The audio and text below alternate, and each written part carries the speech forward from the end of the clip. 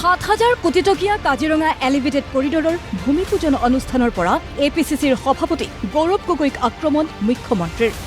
এই 7,000 কোটি টকাৰ বিশাল এলিভেটেড কৰিডৰে যোৰহাট আৰু গুৱাহাটীৰ মাজত দূৰত্ব, গোলাঘাট আৰু গুৱাহাটীৰ মাজত দূৰত্ব 1 ঘণ্টা সময় কমাই পেলাব।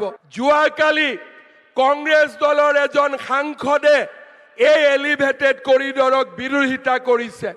মই কংগ্ৰেছ দলৰ এই সাংসদ গৌৰৱ গগৈ ডাঙৰীয়াক ক'ব খোজো, আপুনি বিৰোধিতা কৰি থাকক, কিন্তু অসমে সপোন দেখিছে আকাশ চোৱাৰ, আৰু অসমে আকাশ চুবই, এই কথা মই আপোনাক স্পষ্টভাৱে ক'ব বিচাৰো। পাকিস্তানী এজেণ্ট আৰু অচিনাকি লোকৰ প্ৰসংগৰে আক্ৰমণাত্মক মুখ্যমন্ত্ৰী ডক্টৰ হিমন্ত বিশ্ব শৰ্মা।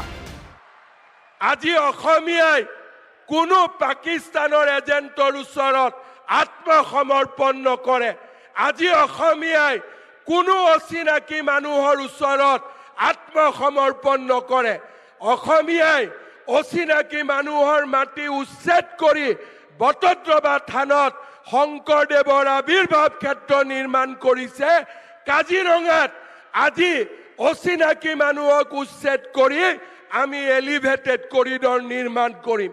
এয়া হৈছে নতুন অসমৰ স্বপ্ন। কলিয়াবৰ চিলাবন্ধাৰ মৌচন্দা পথাৰত লক্ষাধিক লোকৰ সমাগম। প্ৰধানমন্ত্ৰী নৰেন্দ্ৰ মোদীৰ উপস্থিতিত এলিভেটেড কৰিডৰ আৰু কলিয়াবৰ নুমলীগড় সংযোগী 4-লেনযুক্ত পথৰ ভূমি পূজন।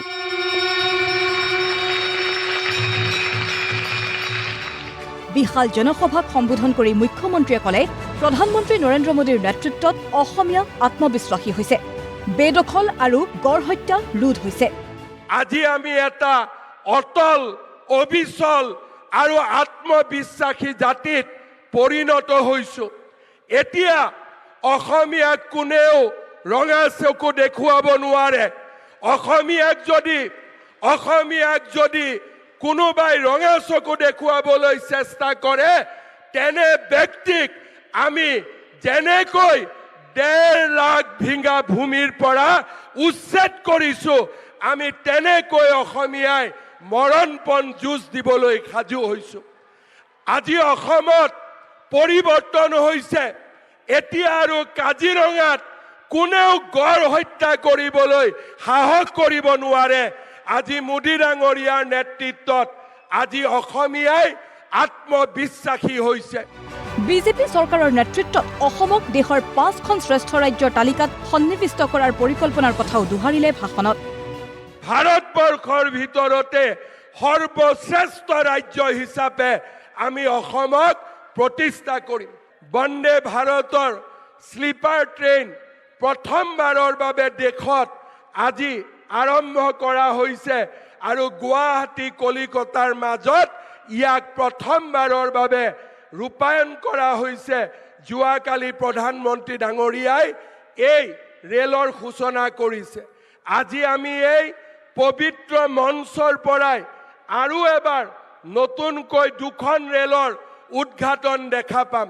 ডিব্ৰুগড়ৰ পৰা লক্ষ্ণৌলৈকে আৰু কামাখ্যাৰ পৰা ৰোহটাকলৈকে অসমক 2টা দিনত 3খনকৈ ৰেল উপহাৰ দিয়াৰ কাৰণে আমি প্ৰধানমন্ত্ৰী ডাঙৰীয়াক আকৌ এবাৰ ধন্যবাদ জনাইছো। মুখ্যমন্ত্ৰীৰ ভাষণত মোদী বন্দনা। প্ৰধানমন্ত্ৰী মোদীক উপহাৰ স্বৰূপে দিবলৈ এইবাৰ নিৰ্বাচনত জয়ী কৰিব লাগিব বিজেপি। এই আহ্বানেৰে মুখ্যমন্ত্ৰীৰ মন্তব্য। মই কল্পনা কৰা নাছিলো যে অসমৰ প্ৰতিখন জিলাতে মেডিকেল কলেজ হ'ব। মই কল্পনা কৰা নাছিলো যে অসমৰ প্ৰতিখন জিলাতে বিশ্ববিদ্যালয় হ'ব। মই কল্পনা কৰা নাছিলো যে নুমলীগড় গহপুৰৰ মাজত টানেল হ'ব, কাজিৰঙাৰ ওপৰত এলিভেটেড কৰিডৰ হ'ব, শিলচৰ আৰু গুৱাহাটীৰ মাজত 22,000 কোটি টকাৰ কৰিডৰ হ'ব, গুৱাহাটীত ৰিং ৰোড হ'ব, কলিয়াবৰ আৰু বোকাখাটৰ মাজত এলিভেটেড কৰিডৰ হ'ব। মা কামাখ্যা, মহাপুৰুষ শ্ৰীমন্ত শংকৰদেৱ আৰু অসমীয়া ৰাইজৰ আশীৰ্বাদত আজি আমি অসমখনক এক নতুন দিগন্তলৈ লৈ গৈছো। কাজিৰঙাৰ বন্য জন্তুৰ পৰা অসমীয়া ভাষাক ধ্ৰুপদী ভাষালৈকে আপুনি আমাৰ জাতিটোক সন্মানিত কৰিলে। বাগৰুম্বাৰ পৰা বিহুলৈকে, ঝুমুৰৰ পৰা লাচিত বৰফুকনলৈকে আপুনি অসমীয়া জাতিক প্ৰতিষ্ঠা কৰাত আমাক অদ্ভুত ধৰণে সহযোগিতা কৰিলে। অসমীয়াই আপোনাক কেতিয়াও নাপাহৰে। 2026 চনৰ নিৰ্বাচনত বিজেপিৰ চৰকাৰ গঠন কৰি আমি মোদী ডাঙৰীয়াক আকৌ এবাৰ আমাৰ সন্মান যাচিম। চৰকাৰ হ'বনে নহ'ব? বিজেপিৰ চৰকাৰ হ'বনে নহ'ব? মোদী ডাঙৰীয়াক আমি বিজেপিৰ চৰকাৰ উপহাৰ দিম নে নিদিম? তাৰ মাজতে মুখ্যমন্ত্ৰীয়ে ব্যাখ্যা কৰিলে কলিয়াবৰৰ বিশেষত্বৰ কথাও। কলিয়াবৰৰ নাম লওঁতে মনলৈ আহে যে যেতিয়া ভগৱান কৃষ্ণই ৰুক্মিণীক গুজৰাটৰ দ্বাৰিকালৈ লৈ গৈছিলে, এই কলিয়াবৰতে জিৰণি লৈছিলে। আজি অসম আৰু গুজৰাটৰ মাজত থকা এই ঐতিহাসিক সম্বন্ধক পুনৰ এবাৰ প্ৰতিষ্ঠা কৰিবলৈ প্ৰধানমন্ত্ৰী নৰেন্দ্ৰ মোদী ডাঙৰীয়া এই কলিয়াবৰৰ পবিত্ৰ ভূমিত আহি উপস্থিত হৈছে। নেকিবুৰ ৰহমানৰ সহযোগত ভিডিঅ' জাৰ্নেলিষ্ট সোণমণিৰ সৈতে কলিয়াবৰৰ পৰা তপন শইকীয়া আৰু বীৰেন বৰাৰ ৰিপৰ্ট প্ৰতিদিন টাইম।